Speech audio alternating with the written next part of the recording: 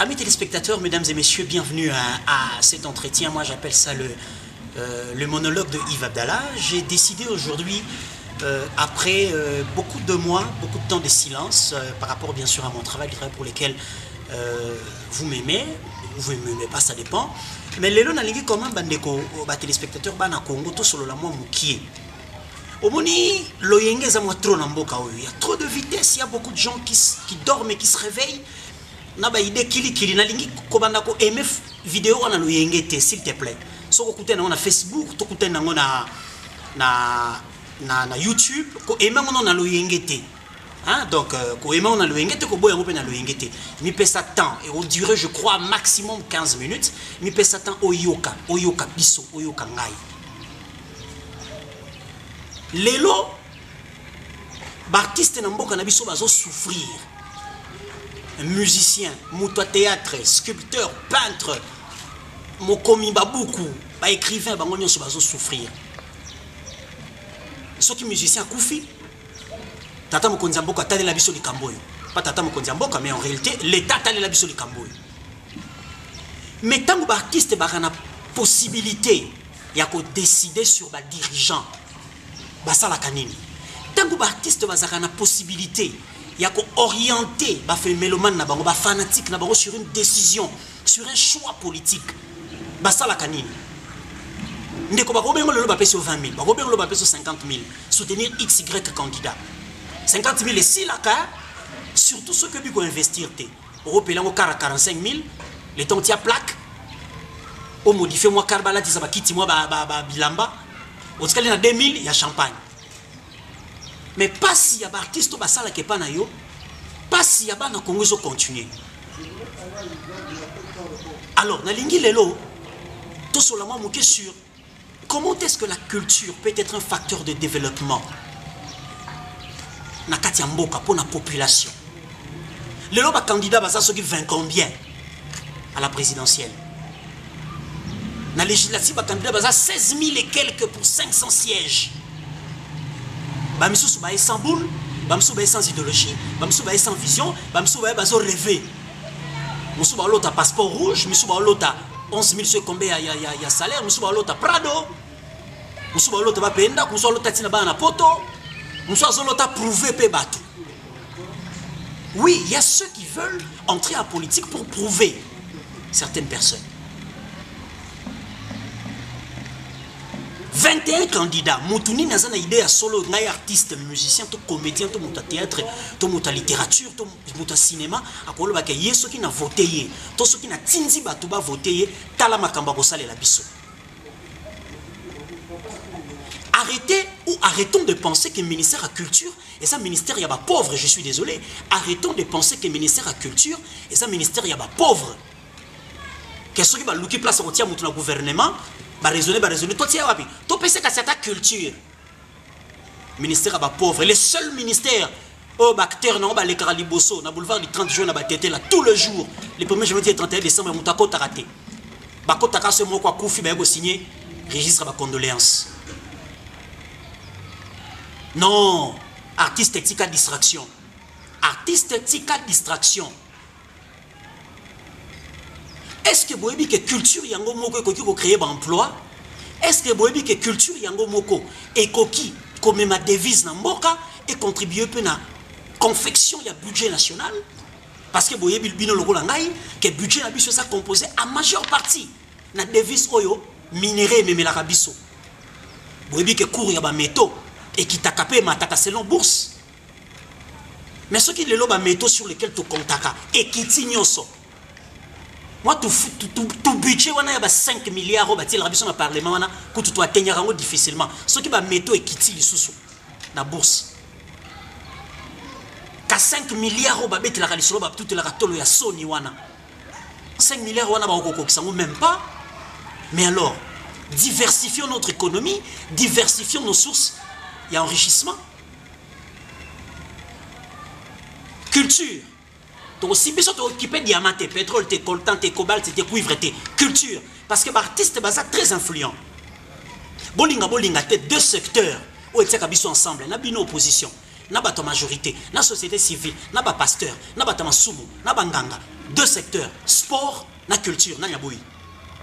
Sport na culture, nek sa kabiso ensemble. Deux biloko pe sa biso esengo. Sport na culture. Bango ba côté ba kendaka ba choua na bango, tout temps ba komola bango ate. Na pe sa bino exemple moko comment est-ce que la culture peut créer de l'emploi. Et eloko wana ezana candidat président moko azana ba idée wana. Ngai na kota na ki journaliste na zuba information. Na kotanga komoreta pa footinga te. Na ko sali publicité te. Na yende ko conscientiser ba acteurs culturels en général. Je suis content lelo namoni ba acteurs culturels ebele balingi ba kota na parlement. C'est bien ce qui va so kota na ba idée que to revaloriser secteur oyo. Constitution en mboke lobinini natangela bino na article 46 ya constitution. Boyoka mibe kwa mboka nenge lobby. Article 46 de la constitution. Le droit à la culture, la liberté des créations intellectuelles et artistiques et celle de la recherche scientifique et technologique sont garanties sous réserve du respect de la loi et de l'ordre public et de bonnes mœurs. Le droit d'auteur et des propriétés intellectuelles sont garantis et protégés par la loi. L'État donc tient compte dans l'accomplissement de ses tâches de la diversité culturelle du pays. Il protège l'État, il protège le patrimoine culturel national et en assure la promotion. Article 46 de la Constitution. Le ministre de la Culture va l'état des lieux. Ake na Fazaek, ake kotala ba kota ba ake na Zo, ake atali après na Soukaye, abanyo beta masolo. Alors ça est l'OT. Il faut impulser au talikolo et pas il y a président de la République auto ko voter. To voter na loingeta. Mais na kati na bango candidat moko yoka ba idée na ye. Alors biboy. Pour na topé sa artiste na biso possibilité ba évoluer bien. Bango kaka ba leader té. Mais beaucoup plus bato ba sala ke pa na bango. Première chose, Congo Mboka na biso ezana combien de représentations diplomatiques? Bon, là, très bien, on a lobby, que j'aimais vidéo, on a le yengete, na Facebook, sur le nango. Ko finga pe na le yengete, yoka nan. Tout ça peut-être un tort, mais yoka bisonam. Yoka idée à candidat wana, parmi les candidats présidents. À lobby, na chaque ambassade, il y a Congo dans le monde entier. Il y a ce qu'on appelle poste babengaka attaché culturel. Attaché culturel et ambassade, azali conseiller et ambassadeur en matière culturelle, na ba recherche scientifique et technologique. Vous allez vous rappeler qu'il existe des coopérations culturelles entre la RDC et d'autres pays étrangers. Mais ngai na bino toyebi al de la Gombeti na Kinshasa. Ngai na bino toyebi centre culturel américain, ngai na bino toyebi centre Wallonie Bruxelles. Il n'existe aucun centre culturel congolais à l'étranger initié par l'État. Je précise, aucun centre culturel congolais à l'étranger. Yoka idée à candidat à président Lobby Boy. Nous allons créer des centres culturels. On va commencer par un seul pays, bien sûr. Yoka Siko centre culturel, ma conséquence est positive sur le plan économique et sur le plan social. Il y a des artistes, des acteurs, il y a monde de la culture. Ce qui est l'auto créé. D'après cet exemple, d'abord, dans toutes les ambassades, tu nommer un attaché culturel au ministre de la Culture a proposé parce que les ambassades dépendent du ministère des Affaires étrangères et de la coopération régionale. Mais cet aspect-là est un aspect sectoriel, il y a le ministère de la Culture et que Mokondiamboko a autorisé le ministre de la Culture au regard de la loi à proposer dans le ministère des Affaires étrangères un attaché culturel par ambassade. Donc, vous comptez le nombre de pays dans le monde. Ce qui est attaché culturel, pour les hommes culturels, pour les artistes, pour les sculpteurs, les peintres, tu crées déjà emploi, il y a nombre de pays. Mais moi, Congo, qui est à Libanda, l'ambassade de Congo à Washington, à New York, l'ambassade de Congo à Séoul, à Corée du Sud, à père de famille, avec femme et enfant, on attend n'est-ce pas qu'il faut attendre aux frais de l'État. Et puis, il a rendu des diplomates, n'est-ce pas? La culture a créé de l'emploi. La culture a résolu un problème social. La culture a résolu un problème économique. Deuxième aspect. Tant que vous avez commis attaché culturel et ambassade, il y a Congo, dans la Belgique par exemple, tout à Paris, a créé centre culturel congolais à Paris, tout centre culturel congolais à New Delhi. Vous avez très bien. Un centre culturel est composé d'une bibliothèque. Dans la bibliothèque, il faut exposer les livres en majeure partie. Les livres écrivains congolais. Un centre culturel est composé d'une salle d'exposition pour des œuvres d'art. Quelles sont les œuvres d'art des gens qui seront exposés dans cette salle d'expo? Ça va être les œuvres d'art des artistes congolais qui vivent au pays, mais qui vont voir leurs œuvres être vendues à des prix très élevés en Belgique ou en France. Bako créer restaurant dans le centre culturel. On va vendre l'art culinaire congolais.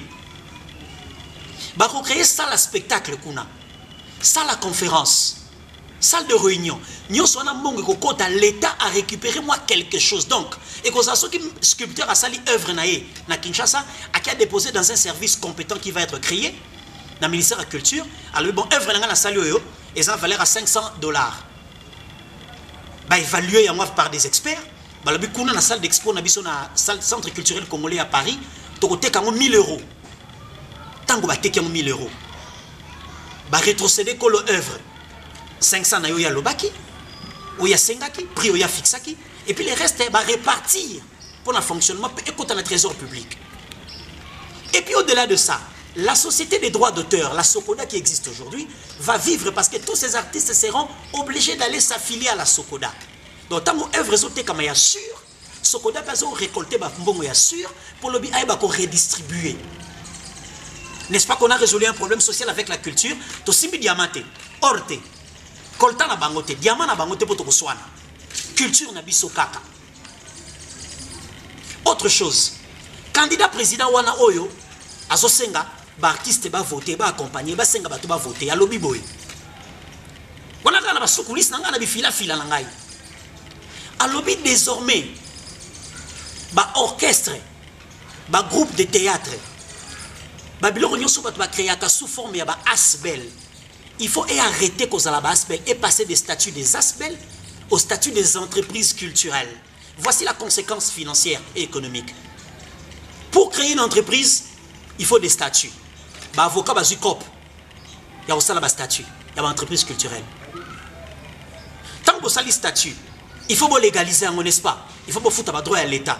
Si vous avez un ministère de la Justice, un secrétariat général, il y a des droits qu'il faut payer. L'État à côté Simbongo, des gérants à côté Simbongo, vous avez l'implication. Direction générale, il y a recette, il y a ville au place Boza, Kinshasa, Lubumbashi, Matadi. Et côté Simbongo, parce que vous avez quelque chose. Tant que vous créez une entreprise culturelle, vous avez besoin d'un manager. Il faut, en tant qu'entreprise, vous avez un numéro d'impôt. Tant que vous avez une taxe à l'État, vous avez un artiste, vous avez un homme culturel, vous avez un patron d'entreprise culturelle. Bon, on est côté la caisse à l'État. Alors, si vous avez tout l'État au salani, il y a l'État au sal. L'État lobby boy. L'État est candidat ou réfléchir comme président. Parmi les 20 ceux qui ngandi bazawana, on qui peut bangote. Alors les mais on t'a comment on pas foutingate. Candidat na lobby, une fois l'artiste va obéir la procédure ou on va transformer ba asbel na bango en entreprise culturelle, voici les avantages. Oba pesibino bolela galela ka otene na maison chacun ko senga visa ba pimeli biso po bozo visa pondo benga papa na nyoto yeba to benga ko ba intervenir auprès ba consul po bozo ba visa après be hotel on makeli na TV. La loi congolaise dit ceci: il y a 3 personnalités, 3 autorités dans ce pays qui ont le pouvoir d'accorder ce qu'on appelle la dérogation. Ces autorités, ces responsables ont le pouvoir de déroger. Toute personne, je précise, toute personne pour avoir passeport des services, tout diplomatique, tout passeport ordinaire, même si la personne ne porte pas la nationalité congolaise. Ça, c'est dans la loi. Tout le temps, ça bien. Alors, candidat président dans le lobby, ceux qui participent, c'est obéir à la procédure rwanda, parce que c'est tout un processus. Ceux qui obéir à Tossi Yango, il est en tant que président de la République, parce qu'il y a 3 autorités dans le pouvoir: président de la République, premier ministre, ministre des Affaires étrangères, baza 3. Au baza na pouvoir, il y a que déroger, moutou nyonso, congolais nyonso, aux la députée ou pas, bah qu'on peut son passeport diplomatique, ton passeport de service. Alors candidat président dans le lobby. Pour na appeler sa artiste souffle, bah respirer, bah on sengo, bah ça na Congo.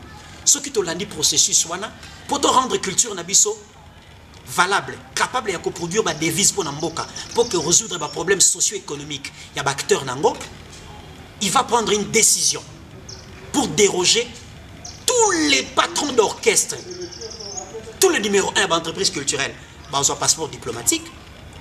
Les autres acteurs, selon les cas, selon les besoins, bah, on a un passeport de service. Pour permettre Bino, ceux qui veulent voyager, qui veulent tourner, qui veulent voyager en qualité de fonctionnaires de l'État, en qualité d'ambassadeurs de l'art, parce que vous l'êtes. Vous êtes des ambassadeurs de notre pays. Pourquoi on donnerait des passeports de service aux footballeurs dans notre équipe nationale? C'est vrai, il est difficile qu'on ait un orchestre national, mais au moins vous êtes tous, au même titre, des ambassadeurs. Il y a RDC Bissika tout Bokenda. Même là où notre drapeau ne flotte pas pour la politique, là où les drapeaux ne flottent pas pour le sport, vous faites flotter les drapeaux du pays pour la culture, vous les artistes. Et vous drainez des masses, des foules de gens derrière vous. Vous avez la possibilité d'influencer une élection, d'influencer un électorat, d'influencer une victoire ou un échec d'un candidat. Alors, Bomiti Katikata, ma pe Kabino ba 10 000, ba 15 000. Bon, ce va plus 10 000, écoute, on a pris 222 000. Et ça, il y a 212 000. Donc, on résoudre l'oroté. On résoudre l'oroté. Il y a un homme qui aime vidéo dans le yengete. Il y a un kabisoti na suka. Conséquences socio-économiques et alignées. Tango, l'ambassade de Congo est créé un centre culturel. Tango, l'œuvre d'art et d'artistes, c'est comme côté comme Libanda, sans que se déplacer forcément physiquement. Des vies et bandits qui sont en Mboka. Qu'est-ce qui va arriver? Nous allons maintenant créer, il va créer ce qu'il appelle le programme national d'équipement des artistes. On dirait que beaucoup d'artistes Baba Yuma, on dirait Baba Yuma. Tout le monde a distraction, voilà la moi pongi. Eh, papa, il y a un programme PEST, programme d'équipement des structures sanitaires. Il y a le ministère de la Santé. Ambulance, bloc opératoire, morgue, microscope, plutôt dans l'État, dans le financement avec un partenaire. Eh, ton mythique la distraction de sur la culture. Tous en a posé à côté politique na bangote. Tous en a posé à valoriser Moussalobiso to yebi, c'est tout un point et trait. Et c'est le moment plus que jamais avant l'élection banda, avant campagne banda, que biso ba culturel tous en position. Merci na Lexus légal. Merci na Jean Goubal Kalala. Merci na Adolphe Dominguez. Mais est-ce que sens d'engagement na Bino? Merci na Didier Pambia. Merci na Didier Pambia. Optimum. Est-ce que sens d'engagement na Bino est en anglais oyo na yebite poto solnamte? Mais na yebi Bino boka bato mayele boka bato ba idée. Na ndimite ke boka musika ba idée oyo. Il va créer un programme national d'équipement des artistes. Ça signifie que troupe et théâtre oyo ezali en règle dans l'État. C'est-à-dire, et comme entreprise culturelle, à un numéro d'impôt. Obi que impôt est à cherté, hein? Ou impôt sur les revenus, impôt est à cherté, bah foutango par an. Il y a $15, $40, n'année moko. Conformons-nous et voyons ce que l'État va mettre à notre disposition, nous les culturels. Au lieu de où est la cas, tout le monde comme politicien, tout le monde kopo to yebite papa, to yebika musalo yo. Ngai na bana kola na makambo ça fait le 17 ans. Na yebika makambo culture 17 ans. Papa na joyo. Na boti bana na banda sikoyo, ko banda koyeko la musala sika na kokata. Nenge yo moko pe musicien au kokate. Neti yo pe muta théâtre au kokate. Yo producteur au kokate, yo distributeur au kokate. Mais alors tout élément to votissé batu na loyengete, to gagner se bango na loyengete. Na loyengete pour la 5 000 pour la 10 000 pas du tout. Votons des idées, to landa idéal. Pour lobby, to so président Morote Soussine Zali première sortie na a ko négocier la minier. Non. Coltan, cuivre, diamant, patati, patata. Non. La culture aussi peut développer un pays. La culture peut participer à l'économie d'un pays et à l'équilibre socio-économique de ses acteurs. Et c'est possible avec ces candidats-là, dont j'ai tais les noms. Alors quand on va créer le programme national d'équipement il y a une entreprise culturelle, mon théâtre, ça c'est en règle dans l'État. L'État a doté au banc de montage. À quoi ça je sais pas moi. À quoi matériel, caméra, sur les musiciens, sur les sculpteurs, à quoi aider à monter atelier aux professionnels. On va créer un grand marché des arts. Marché des arts où il y a un monde entier, c'est-à-dire que on a besoin de keko ya congolais, on a besoin de sculpture, œuvre d'art à tableau ya congolais. On a des passages dans Kinshasa, il y aura un grand marché d'art. Babylon c'est pas royal, on a été au Babouka, quand même, ils ont que côté gare centrale Babouki et que côté Sophie comme on a cointé, bilo on a été. On a bilo ya, on ni bilo ba, et ba kiso bazoba té. Bilo ba solo, bilo ba professionnel ba sala papa. To voter dans le ngete ya s'il vous plaît. To voter dans le ngete. N'habitez sur vous voulez ça candidat ni n'habitez. Mais to voter dans le ngete. To voter dans le ngete. Sinon lobby to kolela. Lobby to kolela. Bomona ki wemba kufa kiawa. To ki soni makamba ivoirien basali to multiplier ba budget poto kundaye. Bozo c'est les sous nanya kufa poto ba les sous 5 mbongo. Et riangoyo to so ba décision à bien et pour les députés et surtout pour le président de la République. Oya zana ba idée ya boyi. To accompagner, to voter. Pour la nuit to voter té. Muto zana ba idée ya boyi. To voter té pona nini. Po to banga yo. Tiens, to bango te. To voter muto zana ba idée pour biso to défendre le secteur na biso. Ba médecin va défendre le secteur na bango. Biso to défendre ya biso. Ba to ba yima kama minéré ba défendre pe ya bango. Ba te mamba sport. Ba défendre makamuna bango biso to katana loi sur les to katana statut ya artiste té ba député to ba kota na parlement lo yenge ba loba onga so na koti na osala boye pona ba artiste loté. Changeons de chance, changeons la situation et c'est possible grâce à ta décision, grâce à ma décision. Décidons-nous et c'est maintenant qu'il faut le faire. Merci.